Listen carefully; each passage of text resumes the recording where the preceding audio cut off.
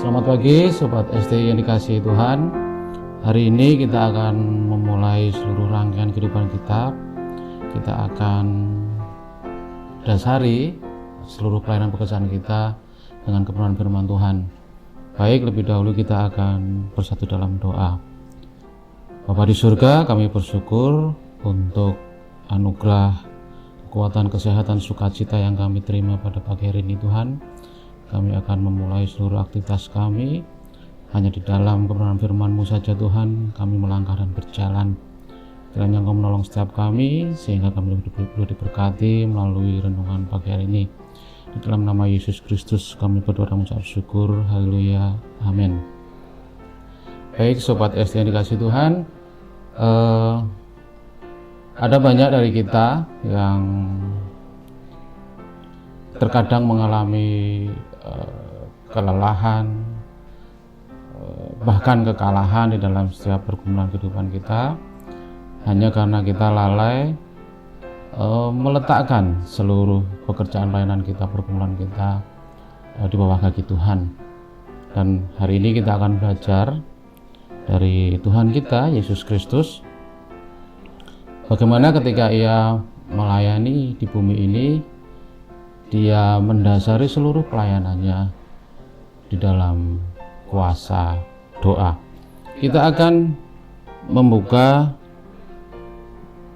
Alkitab kita di dalam Markus pasal yang pertama ayat yang ke-35. Demikian firman Tuhan. Pagi-pagi benar waktu hari masih gelap, Ia bangun dan pergi keluar. Ia pergi ke tempat yang sunyi dan berdoa di sana. Amin. Jadi Kristus ketika Dia akan memulai seluruh pekerjaan pelayanannya dengan segala kesulitan, halangan, rintangan, Dia tidak lupa mencari Bapaknya, mempersembahkan seluruh pergumulannya di bawah kaki Tuhan. Satu hal yang unik ketika Markus mencatat bahwa pilihan waktu Tuhan ketika Dia berdoa. Waktu yang dipilih adalah pagi-pagi benar. Barangkali ketika Markus hanya menyampaikan pagi-pagi benar, masih akan terjadi kebingungan di antara kita. Kapankah waktu pagi-pagi benar itu? Tetapi kita bersyukur Markus melanjutkan dengan keterangan waktu hari masih gelap. Jadi Yesus memilih satu waktu tertentu untuk Dia berdoa, yaitu ketika Dia belum memulai seluruh aktivitas pekerjaan pelayanannya, ketika hari masih gelap, di waktu pagi. Inilah waktu yang dipilih Tuhan untuk Dia datang berdoa. Nah, kita belajar dari sini bahwa doa yang dilakukan oleh Tuhan bukan sekedar doa rutinitas, karena Dia memilih satu waktu yang khusus, yaitu waktu pertama dari hari itu, bahkan ketika matahari belum terbit. Dia memberikan waktu yang terbaik dari seluruh hari-hari itu bagi Allah untuk berdoa. Pilihan yang kedua yang dilakukan oleh Yesus adalah Dia memilih satu tempat khusus. Markus menulis Ia pergi ke tempat yang sunyi, yaitu ini di padang gurun, disebutkan di padang gurun. Jadi di mana tidak akan ada gangguan-gangguan ketika Yesus berdoa. Jadi kita belajar dari sini bahwa ketika kita meletakkan seluruh aktivitas kita hari ini atau kapanpun dalam seluruh kehidupan kita, kita memilih satu waktu yang khusus untuk bersekutu dengan Allah, memilih tempat yang khusus untuk bersekutu dengan Allah sebagai satu ungkapan bahwa inilah yang terbaik yang dapat kita berikan bagi Allah. Bukan sebuah doa rutinitas, doa bangun tidurkah, doa akan makankah, bukan doa yang seperti itu yang dikerjakan Yesus. Yang ketiga, Markus juga menulis Ia pergi ke tempat yang sunyi dan berdoa di sana. Nah, ketika Markus menulis kata berdoa ini, sebetulnya dia bisa menulis berdoa saja, euchomai itu berdoa, tetapi Markus menambahkan kata depan pros euchomai. Jadi dengan penambahan kata depan ini, maka kita melihat usaha Markus untuk menerangkan aktivitas doa Yesus, bahwa dia berdoa dengan cara berhadap-hadapan dengan Bapa. Di situ ada intimasi antara anak dengan Bapa. Jadi doa yang dikerjakan Yesus di waktu pagi ketika dia mempersembahkan seluruh pergumulan pekerjaan pelayanannya adalah doa yang menjalin hubungan dengan Bapaknya. Bukan sekedar mengucapkan doa-doa mengenai apa yang menjadi permohonan-permohonan saja, tetapi doa yang lebih untuk menjalin hubungan yang erat dengan Bapaknya. Nah, mengapa kita harus berdoa? Seperti kita tahu tadi bahwa doa memang membangun hubungan, tetapi doa juga di dalam Filipi 4 ayat 6 sampai 7, Paulus menulis, "Janganlah hendaknya kamu khawatir tentang apapun juga, tetapi nyatakanlah dalam segala hal keinginanmu kepada Allah dalam doa dan permohonan dengan ucapan syukur. Damai sejahtera Allah yang melampaui segala akal akan memelihara hati dan pikiranmu dalam Kristus Yesus." Jadi doa di samping membangun hubungan yang erat dengan Allah, ketika kita meletakkan seluruh pergumulan kita, pelayanan kita, pekerjaan kita, doa juga mengubah.